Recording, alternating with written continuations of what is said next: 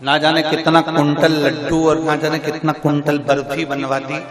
और हिमाचल से आए, कहीं बैठे होंगे कहीं कथा सुनने के लिए। वो हमारे बड़े बाजार में जो पवन गुप्ता जी हैं, आशीष गुप्ता, उनके परिचित में। कहाँ बैठे हैं? हाथ खिलाओ। हाँ, ये बैठे हैं, ये हिमाचल से आए।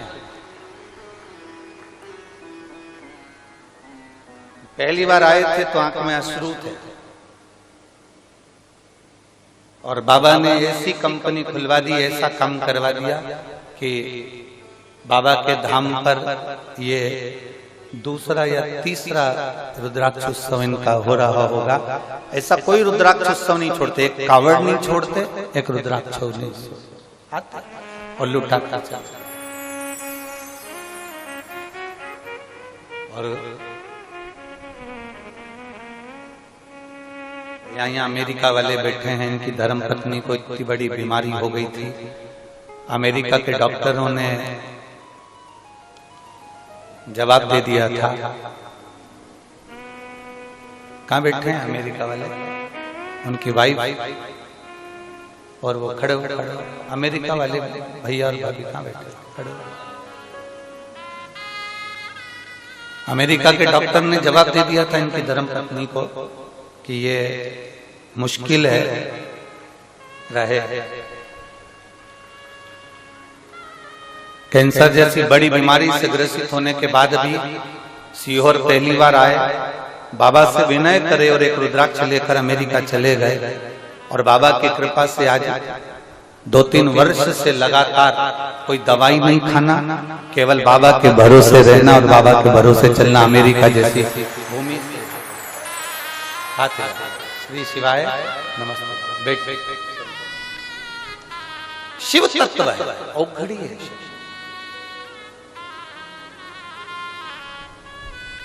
ये कथा के यजमान में एक बेटी ऐसी बैठी है जिसके वंश में कोई पुरुष नहीं रहता। कहाँ बैठी है?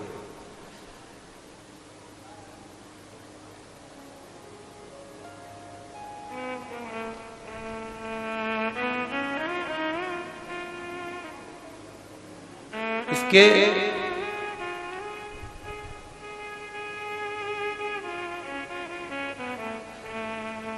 ससुर चले गए, बहुत समय तक संतान नहीं हुई। संतान नहीं हुई, फिर कोरोना महामारी आ गई। कोरोना महामारी आई और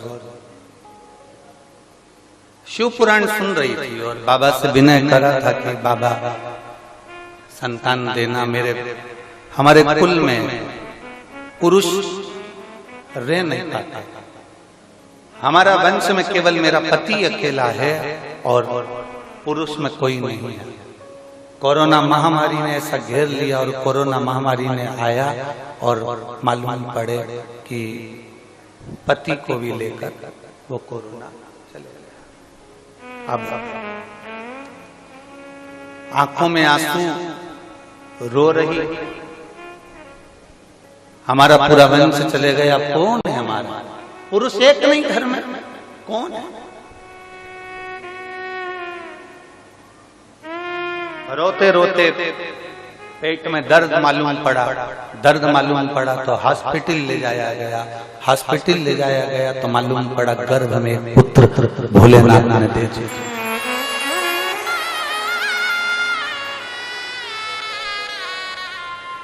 आज का सबसे छोटा जजमान वही है, छोटा सा बाला जजमान वही है। बैठ बैठ बैठ।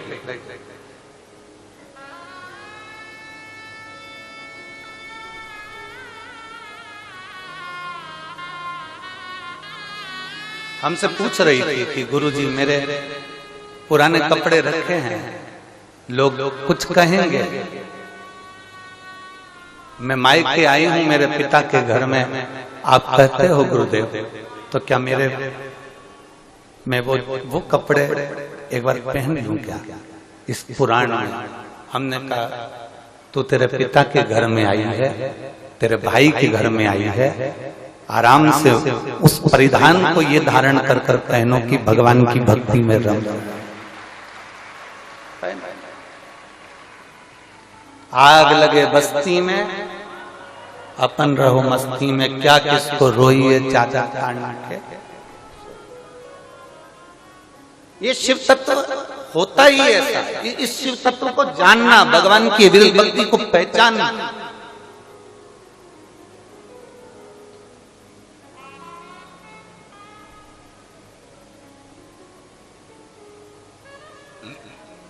एक अविरल भक्ति को जानना बड़ा कठिन है।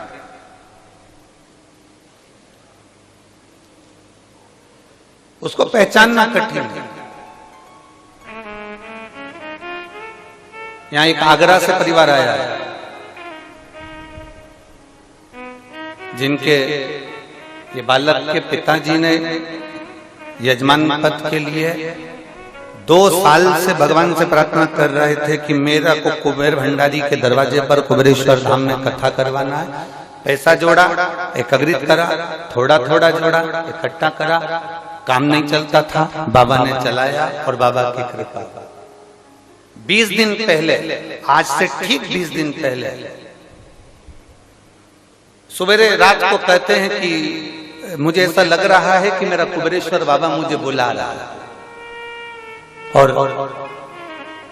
कैलाश पर्वत से नंदी लेकर मुझे लेने के लिए आ रहा। तो मुझे लगता है कि अपने को जल्दी से रुद्राक्ष उत्सव में चलना है, तैयारी करो, अटैची तैयार करी, बैग तैयार करा, कथा की बुकिंग हो गई, सब हो गया, यजमान पद ग्रहण कर लिया, सब कुछ कर लिया।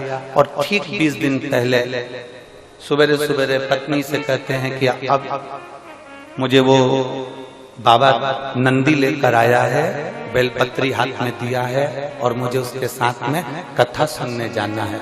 और 20 दिन पहले चला गया।